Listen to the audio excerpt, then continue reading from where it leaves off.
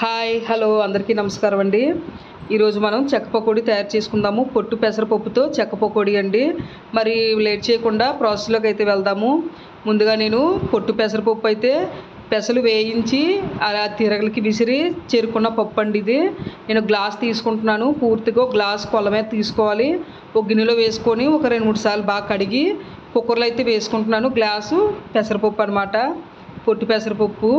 అదే గ్లాస్తో 2 గ్లాసుల నీళ్ళు అయితే వేసుకొని మూత పెట్టుకొని స్టవ్ మీద పెట్టుకోవాలి.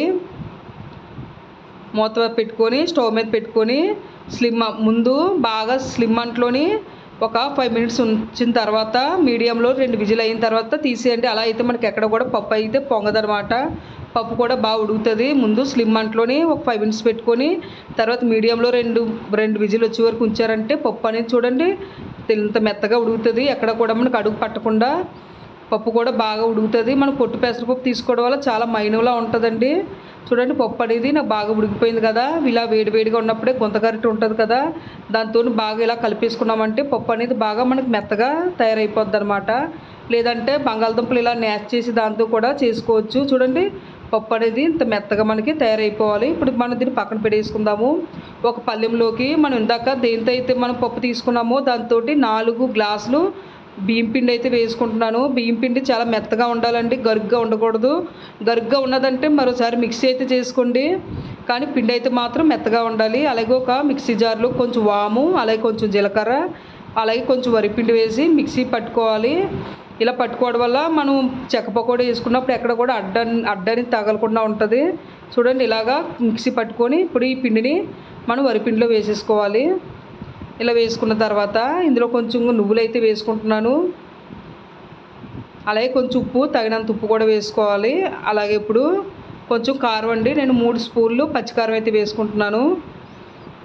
ఇలా కారం అనేది 3 స్పూన్లు వేసుకున్న తర్వాత వెన్న అయితే వేసుకుంటున్నాను. 2 స్పూన్లు వేసుకోవాలి. అలా మరీ ఎక్కువ వేసుకున్నారంటే మనకి విడిపోతాయండి, కాబట్టి 2 స్పూన్లు అయితే సరిపోద్ది. మీకు ఆడ వెన్న లేకపోతే వేడివేడి ఆయిల్ అన్నా సరే కొంచెం అయితే వేసుకోవచ్చు, లేదంటే బటర్ అన్న వేసుకోవచ్చు. అలా ఉన్నదని మీరు ఎక్కువగానే వేసారంటే మనకి చెక్క పకోడీ సేపు అయితే బాగా రాదండి, బాగా గుల్లగా ఆయిల్ అది బాగా లాగేస్తుంది అనమాట. 2 స్పూన్లు స్పూన్ వేసుకున్నా సరిపోద్ది, మరీ ఎక్కువగా వేసుకోకండి. ఇప్పుడు బాగా కలుపు 2 చేతులతో బాగా కలుపుకున్న తర్వాత ఉప్పు అయితే టేస్ట్ చూడండి, ఉప్పు సరిపోతే వేసుకోండి. ఇప్పుడు బాగా కలుపుకున్న తర్వాత ఇప్పుడు పెసరపప్పు మనం ఉడికించింది ఉంది కదా, దీనంతా ఈ పప్పు అంతా కూడా ఈ పిండిలో వేసుకొని బాగా కలిపిలాగా బాగా చేతితో బాగా కలుపుకోండి. బాగా కలిసిపోవాలా పిండిలోని. ఈ పప్పు అంతా కూడా ఈ పిండిలోని బాగా కలిసిలాగా బాగా కలుపుకోండి.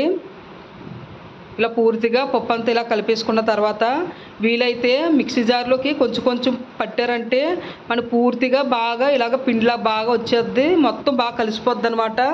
మిక్సీ జార్లో కూడా ఇలా మనం తయారు అన్ని మొత్తం పిండి అంతా వేసి ఇలా మిక్సీ పట్టేసుకోవచ్చు. ఇప్పుడు నేను సగం భాగం కింద చేసి కొంచెం వాటర్ కలుపుకుంటున్నాను, సగం వరకే. పూర్తిగా ఒకేసారి పిండి కలుపుకోకుండా కొంచెం వాటర్ వేసి ఇలాగా మళ్ళీ కలుపుకోండి. మరి జారుగా వద్దు, మరి అలాంటి గట్టిగా కాదు. మనకి చక్రాలు చేసుకునే దాంట్లో దిగేలాగా చూడండి. ఇది చెక్క పకోడీ ఇది అనమాట సెట్టింగు. ఇప్పుడు ఈ ప్లేటు మనం సెట్ చేసుకుందాము చక్రాల దాంట్లోని. ఇలాగా సెట్ చేసుకున్న తర్వాత మీరు ఒకసారి ట్రై చేయొచ్చు. మనకు మరీ గట్టిగా వచ్చిందంటే కొంచెం వాటర్ వేసి కలుపుకోవచ్చు. మీరు ఒకసారి వేసి ట్రై చేసుకోవచ్చు. చూడండి ఇలాగ మనకి కావాల్సినంత ఇలాగా ముద్దలా పెట్టుకొని మనం ఒకసారి వేసి చూసుకుందాము మనకి సులువుగా ఉందా ఏటనేసి. చూడండి మనకి బాగానే వస్తుంది కదా, అంటే మనకు పర్ఫెక్ట్గా సరిపోయిందనమాట. ఇప్పుడు నూనె అయితే ఆయిల్ అయితే స్టవ్ మీద పెట్టుకొని ఆయిల్ అనేది బాగా మరగాలి. కొంచెం ముద్ద అయితే వేసి చూస్తున్నాను. చూడండి వెంటనే మనకి పైకి ఎప్పుడైతే వచ్చిందో ఆయిల్ అనేది బాగా వీటెక్కిందనమాట. ఆయిల్ మాత్రం బాగా వీడిగా ఉండాలి, అప్పుడు మాత్రమే ఇలాగా ఈ రిబ్బన్ పకోడీ ఇలా వేసుకోవాలి. చెక్క పకోడీ ఇలాగ వేసుకున్న తర్వాత ఒక 5 మినిట్స్ ఒగ్గేసారంటే ఒక సైడ్ వేగుతుంది. ఆ తర్వాత ఈ నురగంతా పోయిన తర్వాత కొంచెం వేగింది కదా, ఇప్పుడు ఇలాగా తిరగ వేసుకోండి. మళ్ళీగా మంట అయితే మాత్రం హై మంటలోనే ఉండాలి. చూడండి వేగిపోయింది నాకు. ఇప్పుడు దీన్ని పూర్తిగా తీసుకొని ఒక చిల్లుల గరిటెలో పెట్టుకున్నారంటే ఏదైనా ఎక్స్ట్రా ఆయిల్ ఏది ఉన్నా సరే పోద్ది అనమాట. చూడండి ఎంత బేగా మనకు తయారైపోయిందో. చాలా క్రిస్పీగా ఉంటాయండి. చాలా బాగుంటుంది. కంపల్సరీగా ట్రై చేయండి. చాలా సింపుల్ ప్రాసెస్సే. వరిపిండి కానీ ఇంట్లో ఉన్నదంటే మనం ఎప్పటికప్పుడు ఇలా తయారు చేసుకోవచ్చు. ఇప్పుడు మనం తీసి మన చిల్లుల గంటలు వేసుకున్న తర్వాత ఆయిల్ని మళ్ళీ కొంచెం బాగా వీటెక్కి వరకు ఉండండి. వెంటనే వేసేస్తే మళ్ళీ కొంచెం మనకి అంత క్రిస్పీగా రాదనమాట. మళ్ళీ ఆయిల్ కొంచెం వీటెక్కనివ్వండి.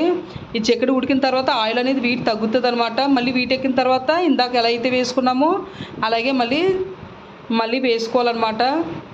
ఇలా చెగడాల గిద్దెలో వేసుకొని మళ్ళీ ఇలా ఒకసారి ఇలాగ వేసుకోవాలి. చెగడాల గొట్టంలో వేసుకొని అంతేనండి. ప్రాసెస్ అయితే చాలా సింపుల్ అండి. చూపిస్తున్నాను చూడండి మనకి ఎంత క్రిస్పీగా అనేది వచ్చాయో. చూడండి చాలా క్రిస్పీగా ఉంటాయి.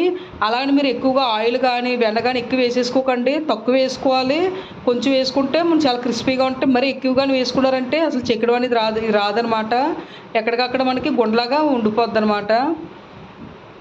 పిండి కూడా చాలా స్మూత్గా ఉండాలి. బరగ్గా ఉన్నా సరే మనకి బాగా రావు. ఇప్పుడు అలాగే మిగతావన్నీ కూడా ఇలాగే తయారు చేసేసుకోండి. మొత్తం కూడా పిండి అంతా కూడా ఇలా తయారు చేసేసుకోండి. అంతేనండి. చాలా సింపుల్గా మనకి చెక్క పకోడీ అనేది రెడీ అయిపోయింది. నేను పొట్టు పెసరపప్పుతోటి తయారు చేశాను. ఇంట్లో వరిపిండి పెసరపప్పు ఇలా ఉన్నప్పుడు ఇంట్లోనే చాలా ఈజీగా ఇలా స్నాక్స్ రెసిపీ అయితే తయారు చేయొచ్చు. చాలా బాగుంటుంది. ఆయిల్ కూడా ఏం పీల్చదండి. ఆయిల్ కూడా మనకి ఎక్కువ అయితే లాగదనమాట. చూడండి ఎంత క్రిస్పీగా ఉన్నాయో. చాలా తక్కువ వెన్న వేసుకోవాలి. చాలా బాగుంటాయి. కంపల్సరీగా ట్రై చేయండి. ట్రై చేసి మీకంటే ఎలా వచ్చింది అనేది కామెంట్ సెక్షన్లో కామెంట్ అయితే పెట్టండి. మరి ఈ రెసిపీ కానీ మీకు నచ్చితే లైక్ చేయండి, షేర్ చేయండి, సబ్స్క్రైబ్ చేసుకోండి నా ఛానల్ని. Okay friends, bye.